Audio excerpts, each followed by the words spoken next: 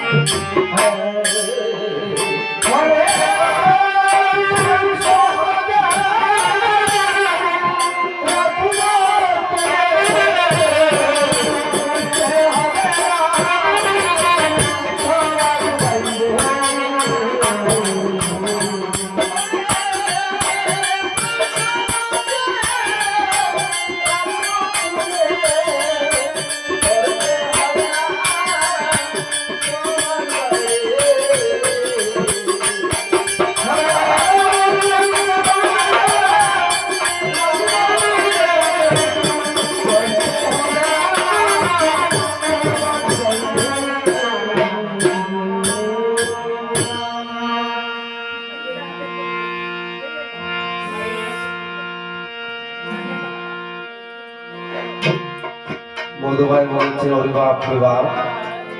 উনি তো সামান্য লোক নয় উনির কাছ থেকে ঋণ আদায় করতে হবে দেখো প্রভু প্রভু গো আমি অজান্তে তোমার সঙ্গে ভুল করেছি প্রভু তুমি আমাকে ক্ষমা করে দাও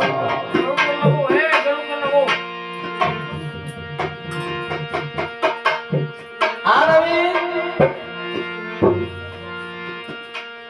আমি তোমার মাথা করে দিতে পারি কিন্তু কি শর্ত আছে কেমন শর্ত শর্ত হলো তুমি আমার পিতৃকুলকে উদ্ধার করে দিতে হবে